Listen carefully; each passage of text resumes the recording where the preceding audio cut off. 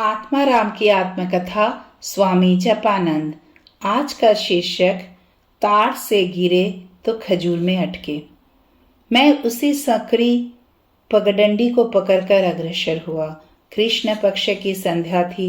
आकाश में कहीं कहीं बादल छाए हुए थे और दो विशाल पहाड़ों के बीच बहती नदी ने अपने प्रवाह के द्वारा मानो एक ही पहाड़ के सीने को चीरकर उसके दो भाग कर दिए थे। वह नदी उस समय सूखी प्राणहीन थी। वर्षा काल में ही वह सजीव होती है। जंगल वहीं समाप्त हो गया था। उस सूखी नदी के बीच पहुंचकर सोच रहा था किधर जाऊं, क्योंकि गांव तो कहीं दिखाई ही नहीं दे रहा था और रास्ता नदी के गर्भ में पत्थरों के बीच और अंधकार में विलीन हो गया था। थोड़ी दूर आगे बढ़ने पर दक्षिणी पहाड़ के शिखर पर आग जलती नजर आई और पहाड़ी पर एक घर भी दिख पड़ा। साथ में एक कुटिया थी। रात्रिवास की इच्छा से मैं उसी ओर कोई पगडंडी पाने की आशा में आगे चल पड़ा। पत्थरों से ठोकरे खाते खाते जूते फट गए थे और पांव के तलवों तथा नाखूनों में दर्द होते रहने के कारण एक एक कदम धीरे धीरे सावधानी के साथ रखना पड़ रहा था। थोड़ी दूर आगे जाकर पहाड़ के कोने में नदी के दक्षिणी तट पर पानी का एक छोटा सा कुंड पाकर आनंदित हुआ, क्योंकि बहुत प्यास लगी थी। जी भरकर पानी पीने के बाद विश्राम करने के लिए एक पत्थर पर बैठ गया। कुंड के पास से ही ऊपर जाने की पगडंडी दिख रही थी। देखा कि नदी का पानी धीरे धीरे आकर उसी कुंड में विलीन होता जा रहा है और कुंड से बाहर नहीं निकल रहा है। संभवतः किसी छिद्र से होकर पानी पृथ्वी के गर्भ में चला जाता है, इसीलिए कुंड का पानी न बढ़ रहा है और न घट रहा है, एक जैसा बना हुआ है। यह कुंड पहाड़ की गोद में है। उसके पास ही ऊपर जाने की पगडंडी दिख रही है। पीतल के बड़े पात्र में पानी भरकर और उस आग की ओर दृष्टि रखकर पहाड़ पर चढ़ने लगा। पगडंडी बहुत सकड़ी थी और खेतों के बीच से होकर गई थी। बीच बीच में कांटे लगाए हुए थे। बड़े कष्ट के साथ उस कुटिया तक पहुंचा। वहां पहुंचकर देखा आग के पास कुछ भैंसी बंधी हुई है और एक पहाड़ी मुसलमान महिला उन्हें घास दे रही है। उस अंधेरी रात में सहसा एक गेरुआधारी हिंदू सन्यासी के आ जाने से वह मानो थोड़ी भयभीत हुई और आने का कारण पूछा। बताया, रास्ता भटक कर इस ओर आ गया हूँ। टिहरी जाने की इच्छा है। यदि तुम लोगों को कोई आपत्ति ना हो तो आज रात यहीं रहना चाहता हूँ। सुबह चला जाऊंगा। वह बोली, पति से पूछकर देखती हूँ, वे बीमार है और यहाँ दूसरा कोई नहीं है। इतना कहकर वह घर के भीतर चली गई और अपने पति से पहाड़ी भाषा में बोलने लगा, जो आपके बारे में पूछने लगी। फिर बाहर आकर बोली, यहाँ जानवर का भय है, कहीं आपको कोई क्षति ना पहुँचे। आप इसी रास्ते से पहाड़ के थोड़ा और ऊपर चले जाइए। वहाँ एक हिंदू का घर है, आपको ठहरने में भी सुविधा होगी। मैंने कहा, हिंदू मुसलमान का भेद मेरे मन में नहीं है। मैं तुम्हारे घर के भीतर भी नहीं रहना चाहता।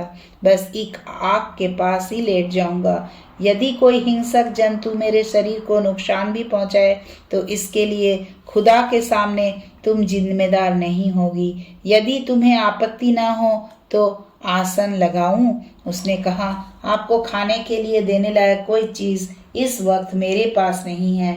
मैं बोला, खाने की मुझे उतनी जरूरत नहीं है। यदि रात को यहाँ रहने दो तो ही मैं बड़ा एहसान मानूंगा।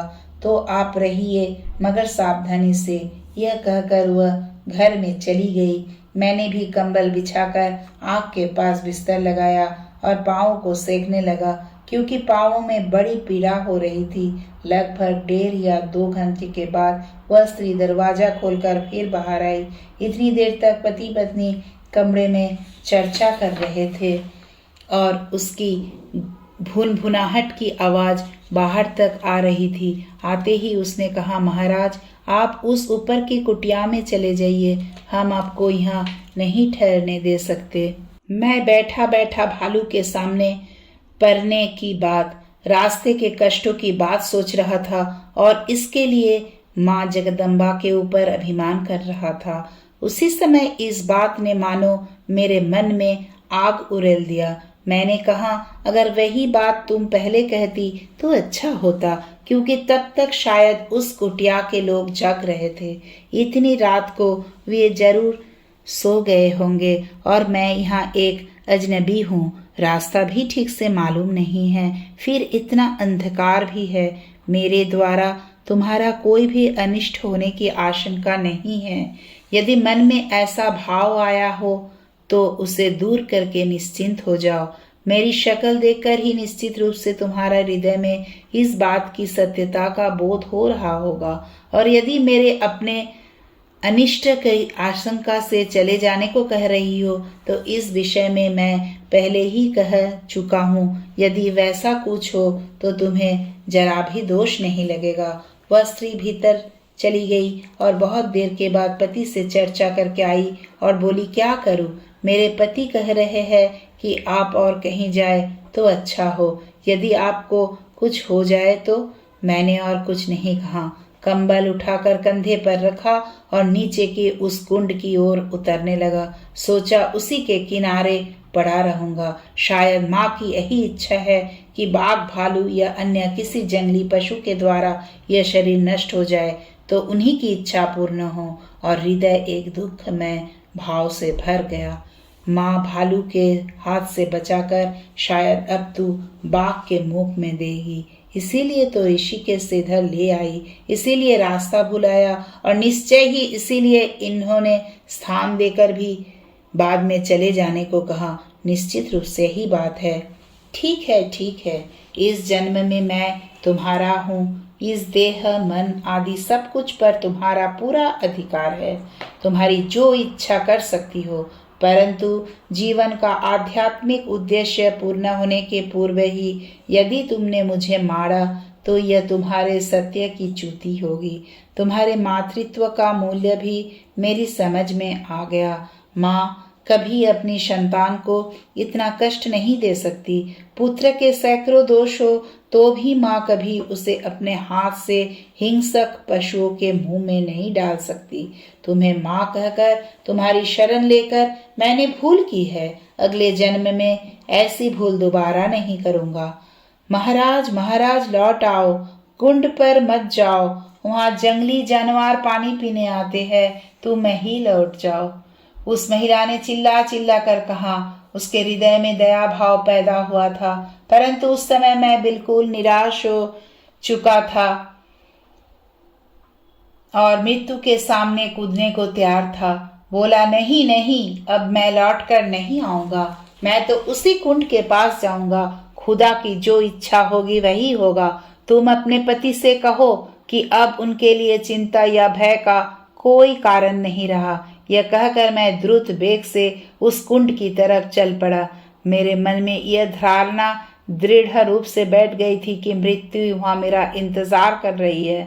अस्तु, जिस उद्देश्य से घर छोड़ा था वह इस जन्म में पूर्ण नहीं हो सका।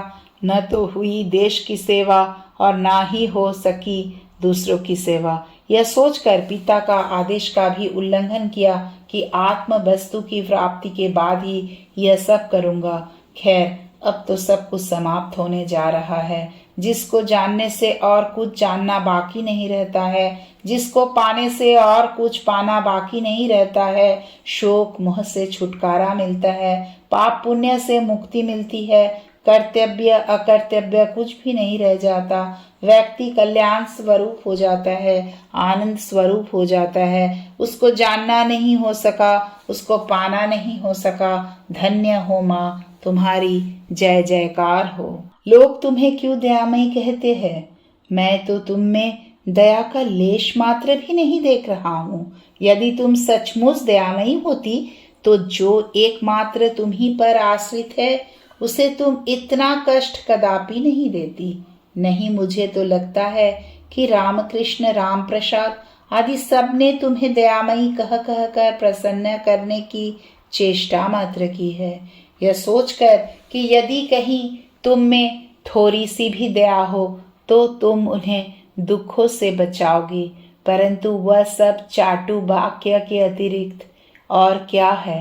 राजा यदि खूब क्रूर हो, दुष्ट हो, निर्दयी हो, तो भी प्रजा यदि उसके पास कोई आशा लेकर जाती है तो उसे दया सागर ही कहती है। लेकिन उसे यह बोध नहीं होता, अथवा किसी दोष के कारण पकड़े जाने पर छुटकारा पाने के लिए भय के कारण उसे सर्वश्रेष्ठ गुणों का भंडार भी कहते हैं। माँ, वे लोग शायद तुम्हें भी इसी तरह के किसी कारणवश दयामयी, स्नेहमयी आदि कहते हैं, परंतु मैं उस तरह का आदमी नहीं हूँ। भय के कारण तुम्हें दयामयी नहीं कह सकूंगा। तुम्हें यदि सृष्टि, स्थिति आदि कर रही हो तो तुम निर्दयी भी हो। मृत्यु के कारण मैं फरियाद नहीं कर रहा हूँ, अपितु अपनी अपूर्ण आकांक्षा के लिए कर रहा हूँ, जिसे तुम अपनी इच्छा मात्र से पूर्ण करने में सक्षम हो। यह केवल मेरी निजी अनुभव की बात नहीं है। जिन्होंने तुम्हें देखने का दावा किया है या तुम्हारी दया प्राप्त की है, जिन लोगों के बारे में ऐसी लोक प्रसिद्धि है, उन्हीं की बातों पर निर्भर करके मुझे ऐसा विश्वास हुआ है। इसी तरह से विचार करते हुए मैं कुंड के पास जाकर बैठ गया। दूर जंगल से तरह तरह के पशुओं की विभिन्न प्रकार की आवाजें आ रही थी। मैं मन ही मन कहने लगा, गर्भधारिणी या मानवी माँ तुमसे बहुत अच्छी है, उसे समझा जा सकता है और वह तुम्हारी तरह इतनी निर्दयी भी नहीं है।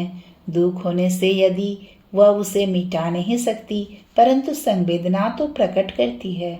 भूख लगने पर खाने को देती है, बीमार होने पर सेवा करती है, सदा अपनी संतान के कल्याण के लिए चिंता करती रहती है और इसके लिए विभिन्न उपायों का सहारा लेती है।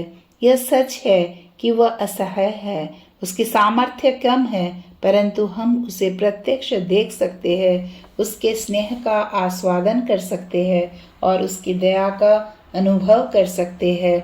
मैं उस सुख से तो वंचित ही हूँ, तुम्हारे स्नेह और तुम्हारी करुणा से भी वंचित हो चुका हूँ।